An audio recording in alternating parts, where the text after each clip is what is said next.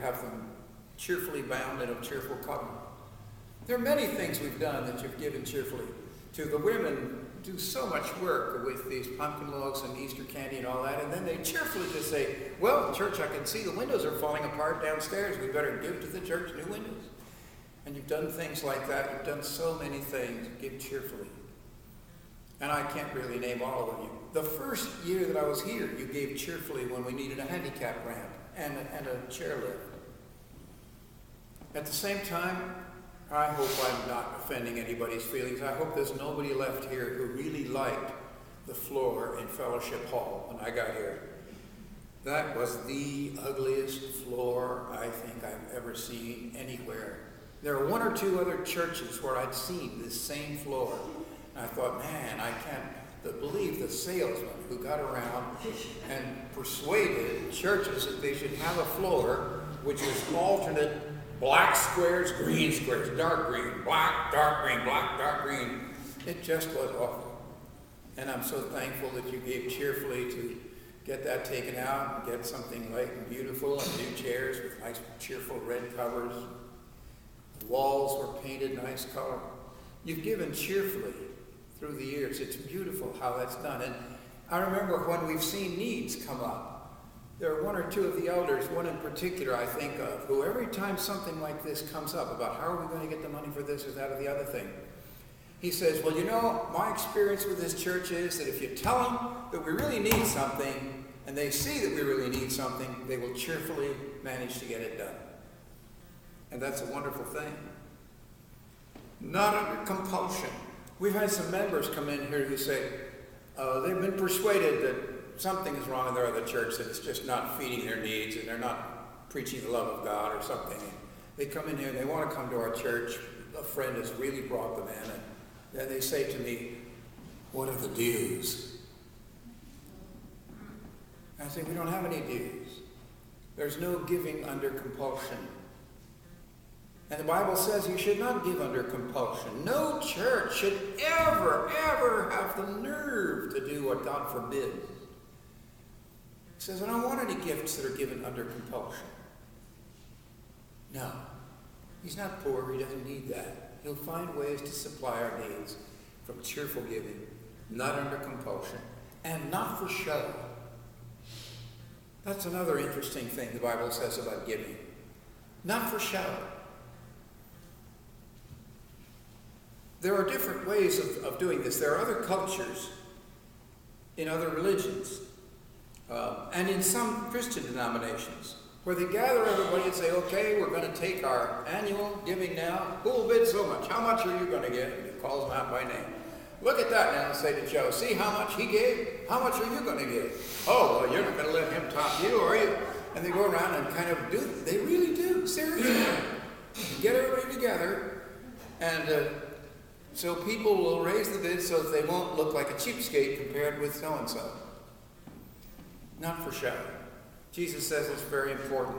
When you give your gifts, don't be like the Pharisees. You have a trumpet going out in front of you saying, here comes the rich Pharisee. He's going to give things to the poor. And you sound a trumpet and then you go out and kind of scatter coins.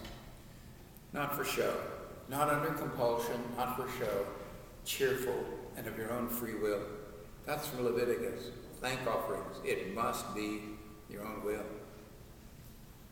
The next one that really caught my eye that I thought would be a good thing to talk about here for a few moments came in 1 Chronicles. David, in 1 Chronicles we read how David first managed to appoint people to do thanksgiving. The Levites were appointed to do all the sacrifice and carry the tabernacle around and clean it and move it and all that sort of stuff. David said there ought to be some of them to be giving thanks to God. There ought to be some of them who can sing. There ought to be some of them who'd learn some musical instruments. We need a band. And David said, let's get a band. These Levites are not just for all the rest of this stuff. I want some musicians. And he invented musical instruments. I mean, they had musical instruments. He said, I want some who can learn to play all those, but I want some new instruments. And David invented instruments of music and had Levites trained to play them, and trained a bunch of singers too. Hundreds of singers. big musical operation was the worship of God after David got through it. Those are the ones that Jehoshaphat called on when he was in trouble. And David was the one who started that. He appointed certain of the Levites to make known the deeds of the Lord, to record the deeds of the Lord, and to thank and praise the everlasting God of Israel for his mighty deeds. Isn't that something? You know, it underlines for me something very important about music in the church. We need music in the church.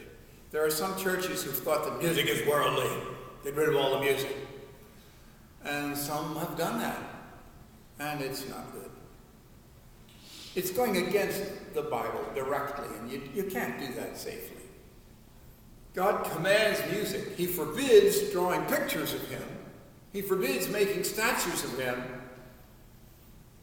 But he commands music. A lot of worship was based on statues. He said, no, I don't want any of that. Don't you dare do that. Don't make a statue of me. But sing to me, sing songs to me. And we need music in the church. I've told you often that Martin Luther said that he thought that the devil was much, much more nervous and shaken by and upset by what happened when God's people all sing together than when some preachers preached. He says some preachers can't worry the devil a lick. But when the congregation sings, he's nervous. And there's really something to that.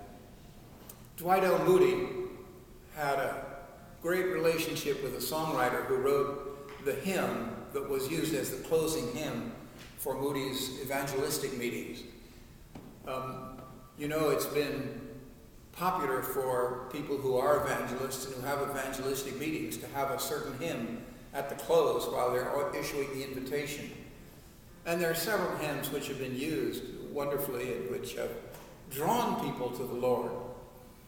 And this songwriter, who wrote the one that Moody used all the time, died during Moody's lifetime. And Moody went to his bedside in the hospital when he was dying and said to him, you know, I think more people came to Christ because of your song than because of my preaching. And he wasn't just lying to make the man feel good. He really believed that. And I know that Billy Graham was also very, very grateful to God for the singing of George Beverly Shea and the musicians who played the hymns while he was issuing the invitation. We need more music in the church. It was